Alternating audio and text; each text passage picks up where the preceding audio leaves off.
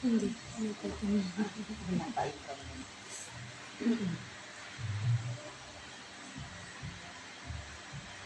Bismillahirrahmanirrahim. Qala al-mu'allifu rahimahullah wa nafa'na bihi wa bi ulumihi fid dharain amin. Qala Allah ta'ala fi kitabihil karim. A'udzu billahi minasy syaithanir rajim.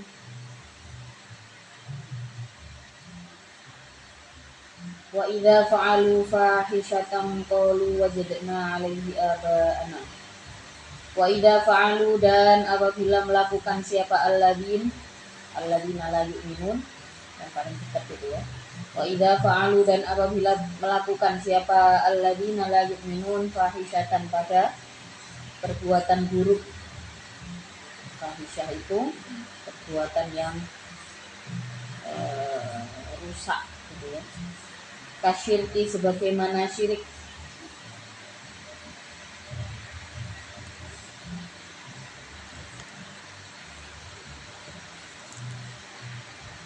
Kasyirki, sebagaimana syirik, wa tawafihim, dan tawafnya alladzina la yu'minun bil baiti, di baitullah, uratan, dalam keadaan telanjang.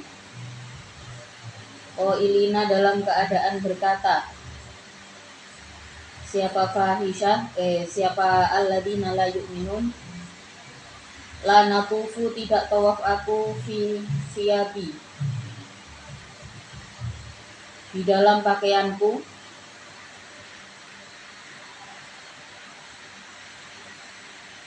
asaina, yang telah bermaksiat aku, Allah, pada Allah, fiha, di dalam siyab. Fanuhu, maka dicegah siapa alladzin anha, dari fahisyah.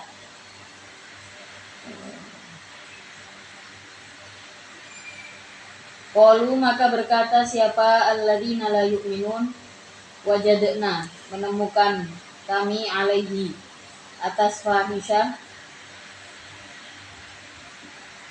aba'ana, pada bapak-bapak kami. Faqtadina, maka mengikuti kami, bihi, dengan aba'ana. Jadi Nabi Adam diberi peringatan oleh Allah, diberi petunjuk akan datang satu keadaan di mana anak turun Nabi Adam yang tidak beriman, alladzina la yu'minun, wa idza fa'alu fahisyatan, ketika melakukan sebuah kerusakan seperti syirik. Di sini dicontohkan lagi adalah tawaf dengan telanjang. Ini terjadi pada zaman Rasulullah sebelum turunnya Islam, sebelum turunnya Al-Qur'an. Itu orang-orang tawaf di Baitullah itu dalam kondisi telanjang. Nah, jadi terjadi pada masa itu. Alasannya kalau diingatkan, ya, seperti yang diceritakan di sini, kalau diingatkan mereka akan bilang asainallah, la natufu fi thiyabi asainallahu biha. Jadi kami tidak tawaf dengan mengenakan pakaian yang kami pakai untuk melakukan maksiat kepada Allah. Alasannya begitu. Alasannya adalah ketika tawaf seseorang harus bersih dari dosa-dosa. Maka menurut mereka, nah ini seakan-akan masuk akal ya yang dikatakan. Maka menurut mereka tawaf pakai pakaian, ya, itu berarti masih ada dosa yang menempel pada pakaian tersebut.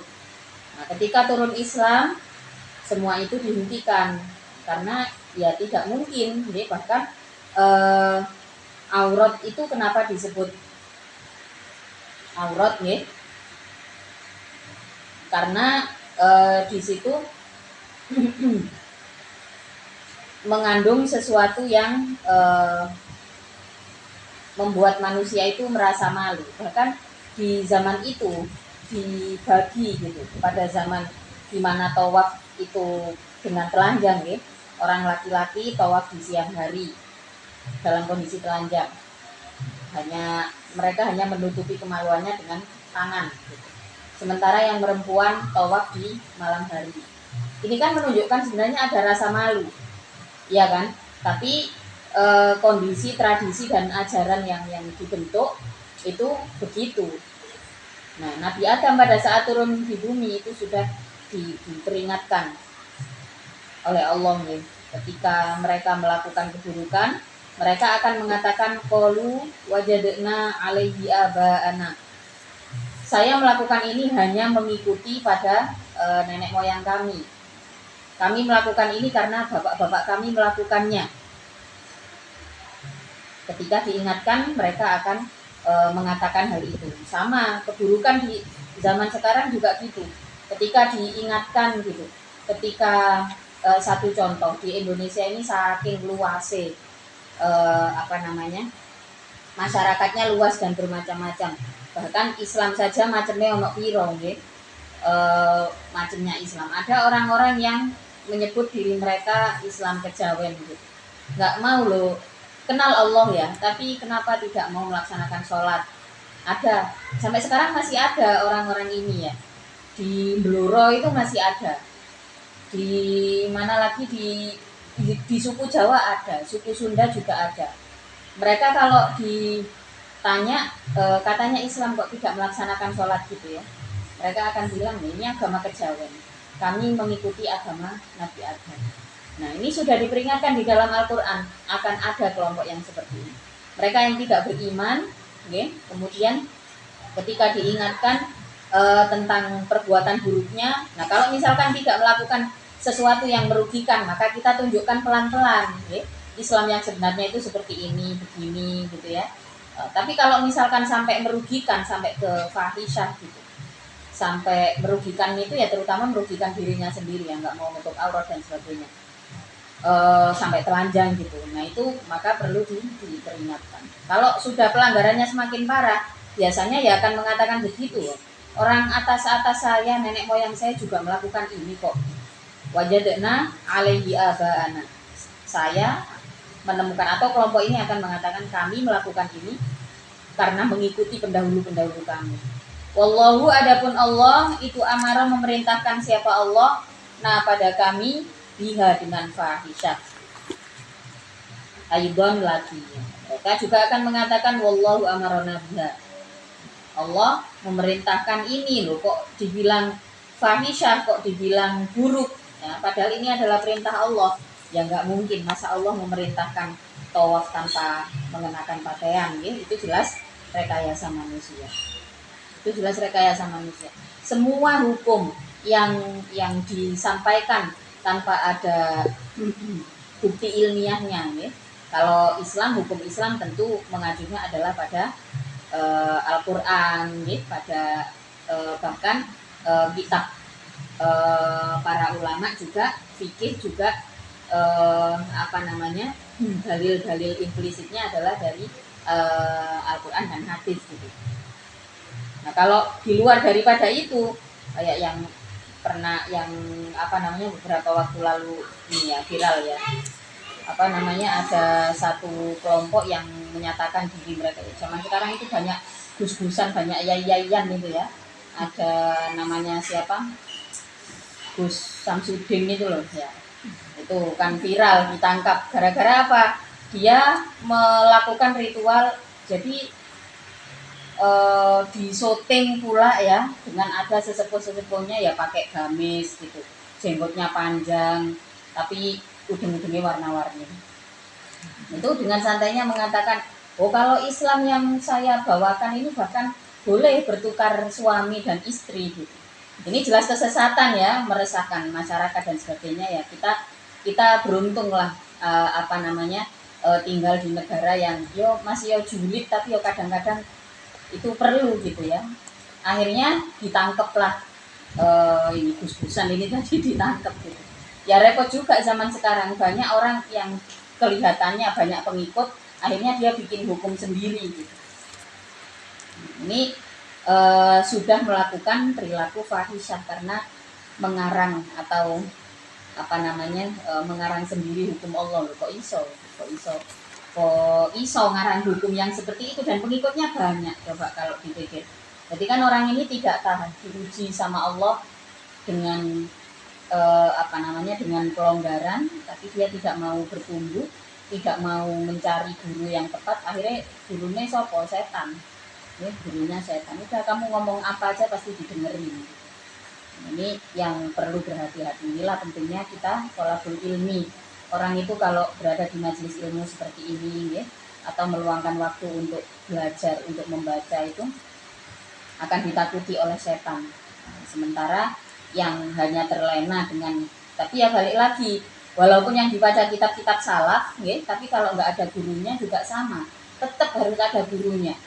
Selagi orang itu, selagi manusia itu hidup gitu ya, ini harus tetap ada gantungan guru yang kita jadikan pegangan gitu.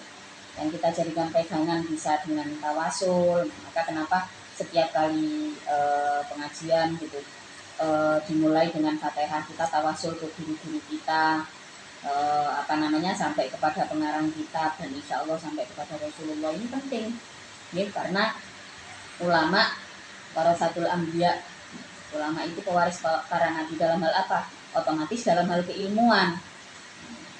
Tapi nggak boleh nggak boleh ceroboh juga ketika kita sudah berkesempatan untuk menyampaikan ilmu-ilmu Allah. Jangan berhenti belajar.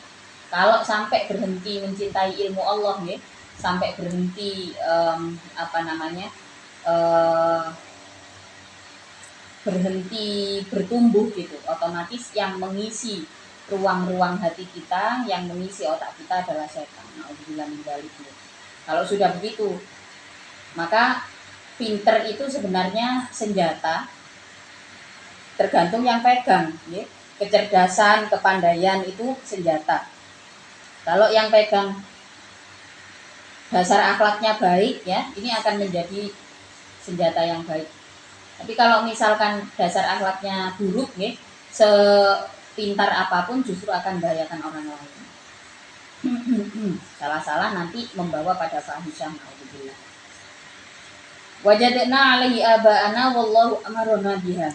Kul, mengucapkanlah engkau lahum terhadap alladzina la yu'minun, innallaha, sesungguhnya Allah itulah ya'muru, tidak memerintahkan siapa Allah, bil fahsya'i, dengan perbuatan buruk, bil fahsya'i, dengan keburukan, ataquluna, apakah mengucapkan kalian, alallahi, atas Allah, ma la ta'lamuna, ma pada perkara, la ta'lamuna, yang tidak mengetahui kalian.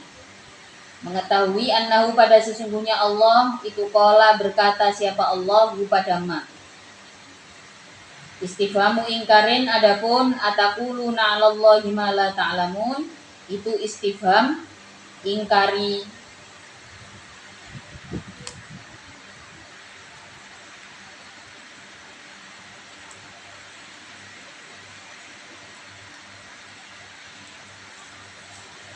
Kalau ada yang ngeyel bahwa kebatilan yang dilakukan itu adalah diutus oleh Allah, maka ucapkanlah innallaha la ya'muru bil fahsya, bahwa Allah tidak mungkin memerintahkan pada keburukan. Kul, mengucapkanlah engkau,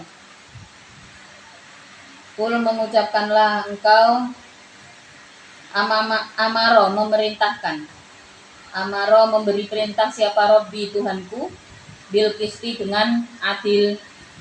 Al-adli artinya adil. Wa aqimu, dan menegakkanlah engkau. Maktufun, adapun wa aqimu itu diatofkan ala makna bil qisti, atas maknanya lafaz bil qisti. Aikola artinya berkata siapa Allah,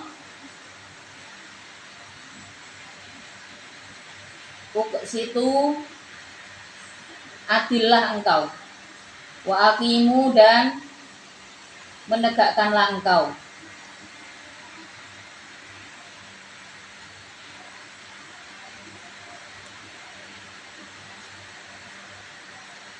Au qabluhu, atau sebelumnya wa aqimu, fa aqbilu, maka adapun lafaz aqbilu itu muqaddaron, dalam keadaan dikira-kirakan. Kul amara rabbi bil qist wa aqimu, dan menegakkanlah engkau wujuhakum pada wajah-wajahmu lillahi terhadap Allah inda kulli masjidin ketika menghadap pada tiap-tiap sholat masjid atau tempat sujud. Ai akhlisu artinya mengkhususkanlah engkau lahu terhadap Allah sujudakum pada sujudmu.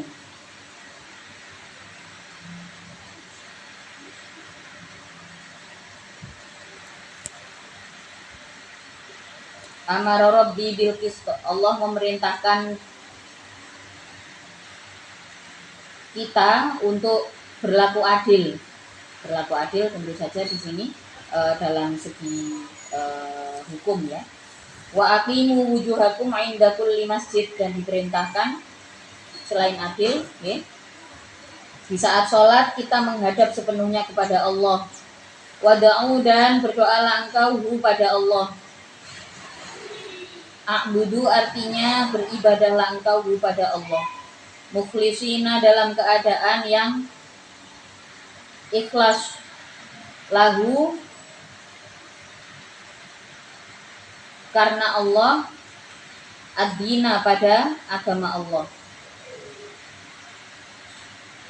Atau mukhlisina bisa juga dimaknai dalam keadaan bersih gitu ya. Dalam keadaan bersih minasyirki, dari syirik. Wada'u mukhlisina lahuddin. Setiap kali sholat, setiap kali berada di tempat sujud, upayakan kita hadir sepenuhnya. Kenapa di sini kalimatnya wa aqimu wujuhakum? Ya, karena pada dasarnya nih, semua anggota tubuh kita itu tergantung bagaimana konsentrasi wajah kita. Tergantung wajah ini kan isinya banyak, ada mata, ada hidung, ada mulut. Ini ketika kita sepenuhnya menghadap kepada Allah, wajah kita menghadap kepada Allah, maka seluruh anggota akan mengikuti. Isi akal juga merupakan isi daripada kepala.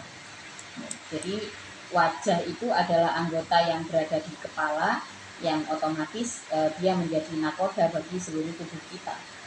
Maka perintahnya adalah wa aqimu wujuhakum inda kulli masjid. Setiap kali berada dalam kondisi sholat, hadapkanlah wajahmu, wada'uhu mukhlisina lahuddin, dan berdoalah atau beribadahlah dalam keadaan mukhlisin, dalam keadaan bersih, tanpa adanya syirik, ya, dalam keadaan bersih.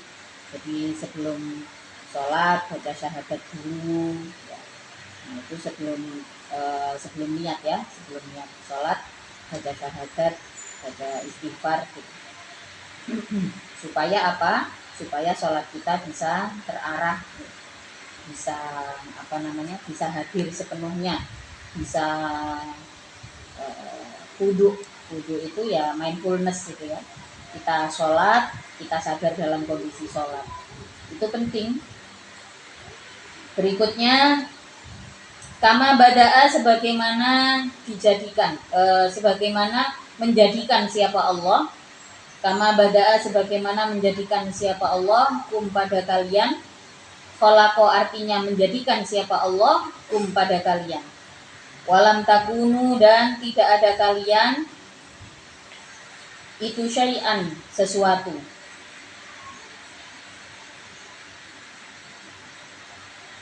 Maksudnya walam takunu bisa juga diartikan belum ada kalian. Kama bada'akum, sebagaimana menjadikan siapa Allah pada kalian. Ta'uduna, akan mengembalikan siapa, ta'uduna akan kembali kalian. Ayyu'idu artinya mengembalikan siapa Allah pada kalian. Ahya'an, dalam keadaan hidup, yaumal qiyamati, di hari kiamat. Farikon, pada satu kelompok, minkum dari kalian. Hudan, yang memberi petunjuk siapa Allah. Wa farikon, dan golongan yang rusak.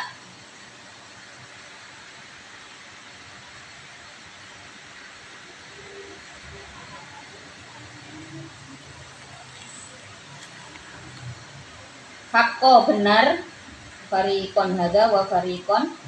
Hakko benar alaihim atas fariqon apa ad-dhalalatu kesesatan. Fariqon hada wa fariqon haqqo alaihim ad-dhalalah. Kelak kita semua akan dikembalikan dalam kondisi berkelompok.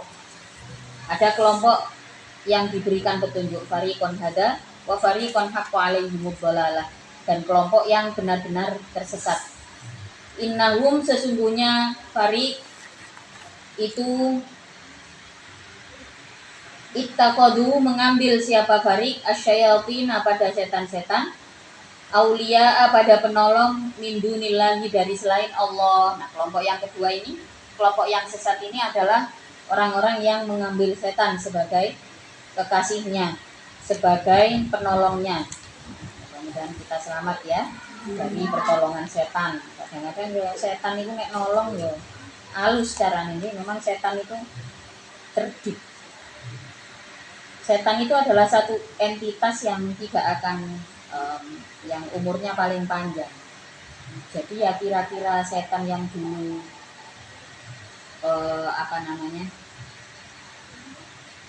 setan yang dulu menunggangi kehidupannya Fir'aun itu ya sampai sekarang masih ada.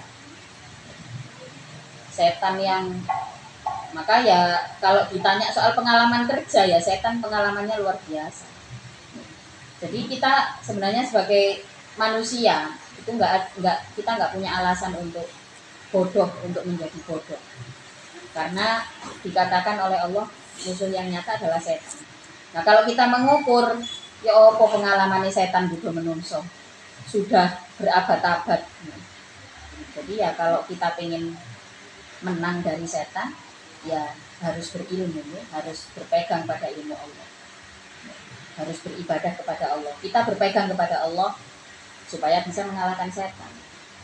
Kita level iman kita masih segitu ya, masih sekedar pokoknya yang penting kita selamatlah dari godaan setan gitu. Ada level iman yang lebih tinggi daripada itu. Ya Allah, saya tidak peduli, yang penting waktunya ibadah saya ibadah. Jika harus taat, ketaatan itu saya jalankan. Saya nggak peduli besok masuk surga atau neraka. Yang penting saya melakukan ini karena rasa cinta saya kepada Allah dan Rasulullah. Kalau ini levelnya sudah luar biasa. Setan angkat tangan misalnya. Wong iki gak kepingin balapan sampai aku rupanya. Tapi kalau level kita ya masih di level bagaimana setiap hari kita berlomba dengan setan. Kita ya kalau berlomba sebenarnya kita tidak dengan siapa-siapa. Maka tidak heran bagi orang yang tidak percaya terhadap setan, tidak percaya dengan iman, mengatakan bahwa musuh yang paling nyata adalah diri kita sendiri. Kalau dalam konsep Islam, enggak, kita bahkan harus menghargai diri kita. Musuh yang paling nyata adalah setan. Kita bisa males itu karena godaan setan. Kita bisa berpikir yang aneh-aneh gitu ya, insecurity, merasa tidak dicintai, merasa jadi korban gitu, yang berkepanjangan. Itu datangnya dari mana? Dari polesan setan. Kalau konsep di dalam Islam, musuh terbesar kita ya setan, karena yang bisa menggoda diri kita, ya, itu yang tidak bisa terlihat yaitu setan. Jadi bagaimanapun kalau kita sedang malas, ya, memang berat menghadapi rasa malas, rasa bosan itu berat. Jari ini sih nggak percaya, ya, tapi mereka percaya bahwa manusia bisa punya perkembangan kognitif yang baik gitu ya. Nah, mereka mengatakan maka musuh yang paling nyata adalah diri sendiri. Kalau di dalam konsepnya Islam ada setan. Setan itu selalu terlibat dalam semua keburukan manusia. Itu selalu ada setan yang terlibat. Nah, maka dalam kondisi apapun kita hendak melakukan kebaikan, baca basmalah. Gitu. Jadi orang-orang yang mengambil setan sebagai penolongnya, ya, inilah nanti yang tergolong sebagai orang-orang yang sesat. Mengambil setan sebagai penolongnya dan bukan Allah penolongnya. Wayasabuna dan mengira siapa Farid, wayasabuna dan mengira siapa Farid, annahum pada sesungguhnya Farid itu muhtaduna yang mendapatkan petunjuk. Itu muhtaduna yang mendapatkan petunjuk. Dikira petunjuk setan itu petunjuk Allah. ya, naudzubillah. Mudah-mudahan kita terbebas gitu. Kayak rekayasa hukum di Indonesia ini ada banyak hukum, terutama terkait zina nih, hukum atas nama perlindungan perempuan gitu ya, atas nama hak asasi manusia. Gak usah ngomongin Indonesia, seluruh dunia itu seringkali mempermainkan hukum terkait perlindungan anak, perlindungan perempuan, kemudian hukum HAM gitu ya. Ada beberapa yang memang direkayasa. Nah sekarang tergantung bagaimana kita menanganinya, ya. Kayak misalkan hukum zina di dalam dalam undang-undang itu ya, perbuatan asusila ya, yang dilakukan 2 orang itu bukan termasuk kesalahan jika yang melakukan sama-sama suka. Kalau dibilang kesalahan, nah berarti kan hukum negara ini tidak mempermasalahkan soal itu, ya. Tapi kalau kita Islam ya nggak bisa pakai hukum itu. Kalau kita Islam ya nggak boleh, ya. Jadi ya 2 orang yang berhubungan melakukan perbuatan asusila tetap dalam Islam hukumnya adalah zina. Kalau dikatakan bukan kejahatan, ya itu bukan perbuatan kriminal memang. Tapi secara hukum ya dapatnya adalah asusila. Sebenarnya